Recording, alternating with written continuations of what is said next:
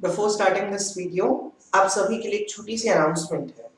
पिछले कुछ हफ्तों से हमें काफी सारे क्वेश्चंस आ रहे हैं regarding the preparation of NCHM CT JEE as well as many hotel management entrance examinations. So अगर आपके भी कुछ क्वेश्चंस हैं और चाहते हैं कि आपको उनका आंसर मिले तो इस वीडियो के कमेंट सेक्शन में अपने क्वेश्चंस को डालें and we'll try our best कि हम अपनी अगली वीडियो में उन क्वेश्चंस का आंसर करें। So we are waiting for your questions. Hi everyone, this is Prajwal, your hotelier buddy here at Foolston, and आज बात होगी सर्विस सेक्टर एप्टीट्यूड के सेक्शन के बारे में जो NCHM PJW और इंडिया के काफी सारे होटल मैनेजमेंट एंट्रेंस एग्जामिनेशन का एक मेन कंपोनेंट है। तो ये जो वीडियो है एक सीरीज ऑफ वीडियोस का थर्ड पार्ट है और अगर आपको इस वीडियो को पूरी तरीके से समझना है तो इसके पहले दो वीडियोस और बन चुकी है। You can find the links in the description box below. आप उन्हें जाकर देखिए, तब जाकर इस वीडियो को आप पूरी तरीके से समझ पाएंगे। And if you want to understand about NCHM CT JEE whole as an examination, so we have also tried to explain that. There is also another video for that same, so उसका भी link description box में मिल जाएगा आपको, आप please उसे जाकर देखिए and after that आप इस वीडियो पर आइए ताकि आपको ये वीडियो पूरी तरीके से समझ आए। What are the topics for today? आज लास्ट वीडियो में हमने डिस्कस किया था टॉलरेंस, प्रेजेंस ऑफ माइंड और सिंसियरिटी के बारे में, जो एक होटेलियर की कुछ इंपॉर्टेंट क्वालिटीज है। और उसी सीरीज को हम आगे बढ़ाते हुए आज डिस्कस करेंगे मल्टीटास्किंग, ओमनीसेंस और अलर्टनेस के बारे में। So let's begin this video. आज की भाई पहली टॉपिक हमारी है that is multitasking and why it is so important. So why multitasking? Because being a hotelier, it's important that we should be multitasking while performing our jobs, because this does not only makes us complete the work on time but also to save the time of both guests as well as the staff. जरा सोचिए कि आप एक front office वाले व्यक्ति हैं जो front office में काम करते हैं होटल की। सो एक गेस्ट आया हुआ आपके पास, अर्जेंटली आपको उसकी रिजर्वेशंस क्लियर करनी है ताकि वो अपना रूम ले सके जल्दी से जल्दी। सो इस फील्ड में या ऐसी पर्टिकुलर सिचुएशन में मल्टीटास्किंग काफी इंपॉर्टेंट हो जाती है। सो होप आपको ये समझ आ गया होगा कि मल्टीटास्किंग क्यों इंपॉर्टेंट है। Now let's move towards the questions, जिसमें हम समझेंगे कि मल्टीटास्किंग इंपॉर्टेंट क्यों है और इस सिचुएशन को अप्लाई करते हुए कुछ क्वेश्चंस को आंसर करने की कोशिश करते हैं। So, our first question is that if you have to prepare for your exam at the same time prepare your project, what will you do? So, हमारे पास यहाँ चार options हैं। A. Do one thing at a time and plan out a timetable and work accordingly.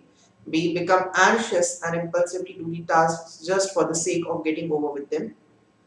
C. Try to do all the tasks at the same time. And D. Keep trying without being able to work effectively at any task. So इन चारों में से correct option क्या होना चाहिए? मुझे तो यहाँ पर A is the most appropriate answer. Okay, so इस क्वेश्चन के हिसाब से आई थिंक हमें अपने टाइम को एक प्रॉपर टाइम टेबल बनाकर मैनेज करना है, उसके साथ साथ अपने काम को कंप्लीट करने की पूरी कोशिश करनी है in spite of having less time. जब टाइम कम होता है तो इसी तरीके से आई थिंक काम को मैनेज किया जाता है and the people who are currently preparing for their 12th boards I think they can relate, because दो तीन चीजें एक साथ मैनेज करनी पड़ती हैं। मैं भी आपके जैसे कभी था इस एरिया पे। सो आई होप आपको ये क्वेश्चन क्लियर हो गया होगा। Now let's move towards our next question corresponding to this particular quality, that is you are about to leave your office when your boss asks you to complete the report today only. How do you react to such a situation? A. Leave the office quietly without informing the boss. B. Outrightly refuse to stay back. C. Ask your colleagues to stay back with you as well. And D. Stay back and try your best to complete it. So I think ये चार options में से थोड़ा confusing है, because if you see this practically I think D ज्यादातर लोग नहीं करना चाहेंगे। सबके दिमाग में ऐसे ही आता है कि भाई सुनो, let's not do this, boss को मना करते हैं, बट काम इम्पोर्टेंट है, ये समझना हमारे लिए जरूरी है। ओके, सो सी मुझे लगता नहीं है, क्योंकि मुझे किसी को बोलना नहीं चाहिए अपने साथ रहने के जो गलत होगा। I think D is the most correct option, most appropriate I should say, because I think this will let me complete my work as well as boss भी बुरा नहीं मानेगा. So I think D is the most appropriate of all the options right now. Okay, I hope this is clear to you all. Let's move towards the next question. Uh, the front office in the organization has a very uncomfortable physical setup to work in. What you will do if you are working in this particular organization? जहाँ ऐसी situation. A. Manage somehow with reluctance. B. Ignore everything and concentrate on your job. C. Complain to the seniors about it. And D. Launch a campaign to set the things right. So A मुझे लगता नहीं कि manage करना चाहिए, because हमारे पास options हैं कि हम बिना मैनेज किए काम को चलाए. Sometimes saying no is also good. Okay, ignore everything and concentrate on your job, ये थोड़ा गलत होगा एज लाइक जिस हिसाब से क्वेश्चन दिया गया है. अब मुझे यहाँ पे बी को तो मैं पहले रिजेक्ट कर चुका हूँ, बी करेक्ट ऑप्शन हो नहीं सकता. C complain to the seniors about it, I think this can be an answer and I can keep it. D launch campaign to set the things right, ये गलत हो जाएगा, क्योंकि ये कहीं ना कहीं ऑर्गेनाइजेशन के स्टीम को भी हार्म करेगा जिसमें आप काम कर रहे हैं और आपकी रोजी वहां से चल रही है, तो मुझे लगता नहीं कि सही होगा. सो ए एंड सी में कंफ्यूजन है, but still I believe C could be the most appropriate option जो इस क्वेश्चन के साथ जा सकता है. हमें अपने सीनियर से कंप्लेन करनी चाहिए इसके बारे में, ताकि इस प्रॉब्लम का कोई सॉल्यूशन निकल पाए. And hope I am clear with this question.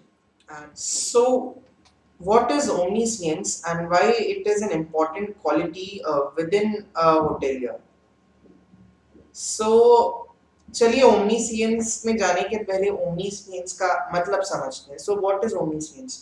Omniscience literally refers to the knowledge of everything. Omniscient जो इसी वर्ड का निकला हुआ एडजेक्टिव है, उसका मतलब होता है सब जानने वाला, जिसको सब पता हो, ऊपर से नीचे क्या हो रहा है, होटल के अंदर होटल के बाहर दुनिया दिन सब में क्या होता है उसे सब पता होता है. ओके, सो एक ओमनीसिएंट होना एक होटेलियर के लिए क्यों इम्पोर्टेंट है, चलिए आज आपको समझाते हैं.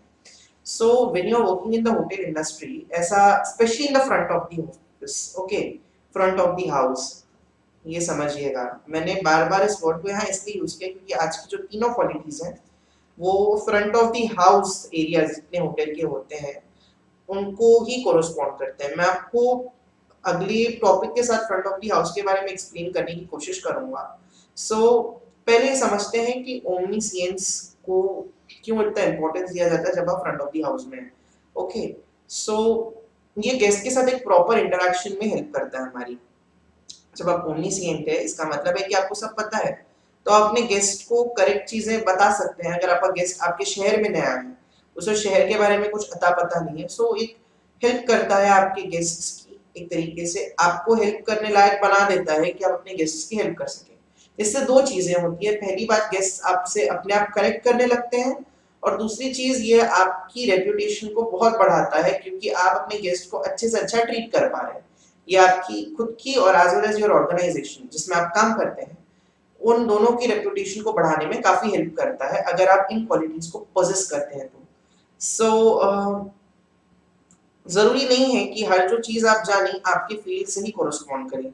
शायद इसीलिए करंट अफेयर्स जैसी चीजों को बहुत इंपॉर्टेंस दी जाती है कॉम्पिटिटिव एग्जाम्स में. आई थिंक आप इस बात को समझ चुके होंगे.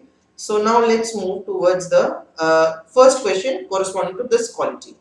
So our first question corresponding to omniscience is, if a person thinks that crossing on the way by a cat or an act of sudden sneezing of someone is a sign of ill omen, what you will do? Okay, ऐसा एक भाई ये हमारे यहाँ बहुत commonly होता है. सबके सब समझ गए होंगे कि भाई बिल्ली रास्ता काट गई या किसी ने छींक दिया तो अपशगुन होता है.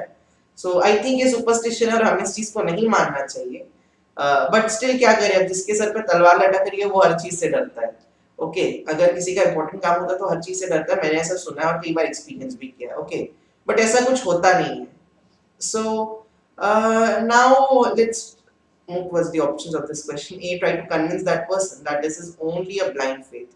B, tell them not to go out. C, give a long lecture on the issue of blind faith. Or D, tell him about the losses that may be occur due to blind faith. I think B और C पहले ही rejected हैं क्योंकि ये बहुत extreme level पे जाने वाले options हैं. So D और A में confusion है, but still A ज़्यादा अच्छा समझ आ रहा है and it is the most appropriate option. Trust me, अगर ऐसा कुछ question आता है and you try to give a small solution to it, just believe me, आपका ये question एकदम सही जाएगा. Okay, so A is the most appropriate option to go in this particular situation. Reason being very easy, ये सबसे छोटा है और सबसे इजी करने वाला काम है जो हम ऐसी सिचुएशन में कर सकते हैं. Okay, so now let's move towards the next question corresponding to this quality. Your view about a success of a person is that, आप किसी पर्सन के सक्सेस के बारे में क्या सोचते हैं. मैं एक क्वेश्चन आप पर खुद छोड़ता हूँ. यहाँ पे 4 ऑप्शंस हैं. आप इन चारों में से जिसे भी करेक्ट समझें कमेंट सेक्शन में मुझे उसका आंसर दें. ओके, सो ये क्वेश्चन मैं आप पर आज छोड़ रहा हूँ कि आप इस क्वेश्चन का आंसर मुझे दें. ओके, सो ये 4 ऑप्शन है. He it is a result of his hard work and efforts. B, he must have earned this success through dishonest and evil deeds. C, he must be doing his work at the wrong time. And D, he must be truthful. तो इन चारों में से क्या सही option आपको लगता है और आपका ये अप्रोच होना चाहिए, ऑनेस्टली आंसर कीजिएगा in the comment section to us. Okay, I would be definitely very excited to read your comments. Okay, so please अपने आंसर्स मुझे इस क्वेश्चन के ऊपर भेज दीजिएगा along with the reason कि आपको ऐसा क्यों लगता है. Okay, so this is about to test your omniscience according to the field of hospitality. Okay, so now let's move towards the next quality of a hotelier, alertness. Be alert. So why alertness is so important? So it's very important to keep your eyes, ears and nose open while in the hospitality industry, and it is very important because it will be helpful for you to avoid any kind of mishap in your organization. चलिए अब इस बात को समझते हैं. I think कुछ साल पहले इंडिया की हॉस्पिटैलिटी इंडस्ट्री ने एक बहुत मेजर डाउनफॉल देखा था and the reason was terrorist attacks. Okay, hotel Taj Mumbai के निरमान पोर्ट पे जो सिचुएटेड है, वहां पे आज से कुछ साल पहले एक बहुत मेजर टेररिस्ट अटैक हुआ था. एंड ये मैं इसमें शायद इस बात को जरूर कहूंगा कि ऐसी चीजें अक्सर कई कंट्रीज ने फेस की है. ओके, सो अलर्ट रहना specially of the hospitality staff, because जिसका कोई ठिकाना नहीं होता उसका ठिकाना एक होटल होता है और सब जो अफोर्ड कर सकता है. ओके, सो ये समझिएगा कि अलर्टनेस एक हॉस्पिटैलिटी पर्सन की बहुत इंपॉर्टेंट क्वालिटी बन जाती है. अगर आप हॉस्पिटैलिटी इंडस्ट्री में हैं, आपको 24 घंटे अपनी आंख, नाक और कान खुले रखने होंगे और ये बहुत इंपॉर्टेंट क्वालिटी है अगर हमें अपने ऑर्गेनाइजेशन में कोई भी मिसहैप होने से रोकना है. सो इतना समझिएगा कि अलर्ट होने की इंपॉर्टेंस इतनी है हमारे ऑर्गेनाइजेशन में. और अपार्ट फ्रॉम दैट ये आपके गेस्ट्स के साथ भी आपको डील करने में हेल्प करेगा. रीजन बीइंग, अगर गेस्ट किसी प्रॉब्लम में है और आपने उसे उस प्रॉब्लम से इंस्टेंटली निकाल दिया, दैट मींस वो एक अच्छा इंप्रेशन देता है. ओके, तो ये दो चीजों के लिए बहुत इंपॉर्टेंट है. एक तो किसी भी गलत चीज को होने से रोकना और दूसरा किसी भी गेस्ट को इजीली इंप्रेस करने के लिए काम आ जाता है. मोर ओवर इसकी इंपॉर्टेंस है किसी भी मिसहैप को रोकने की. सो वहीं तक हम इसे समझते हैं.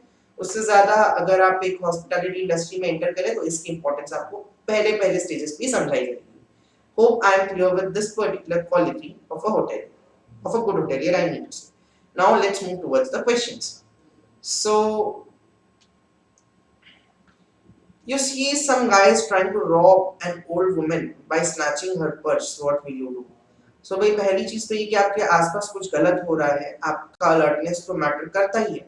So A, B, C, D, यहाँ 4 ऑप्शंस है. A, start shouting and try to scare them away. B, go and hit them to punish them. C. Call the police and wait there. And D. Ask the woman to leave the purse. I believe ये चार options काफी clear है हमको, सो मैं ए के साथ जाऊंगा। ए के साथ जाना इसलिए जरूरी है कि बी के हिसाब से हमें कानून को अपने हाथ में लेना है, जो नहीं करना चाहिए हमें। So B is wrong. C is call the police and wait there. भैया पुलिस हमेशा अगर लेट आई तब तो गड़बड़ हो सकती है भाई, कि किसी के साथ कुछ गलत हो जाए। अगर कोई आदमी कुछ गलत करता है, जनरली ये चीज देखी गई है कि कोई अगर कुछ गलत कर रहा है तो वो पब्लिक की नजर में आने से डरता है, और अगर हम चिल्लाएंगे तो लोग, जाहिर सी बात है, उस तरफ लोगों का अटेंशन गैदर होगा। So I believe A is the most appropriate answer in this particular question and the situation given to us. Hope I am clear with this answer which I gave to you. Now let's move towards the next question. So our next question is about an electric transformer caught fire due to an overload in circuit. What will you do now? A. Call the police. B. Call the electricity board. C. Try to push it off by spraying water.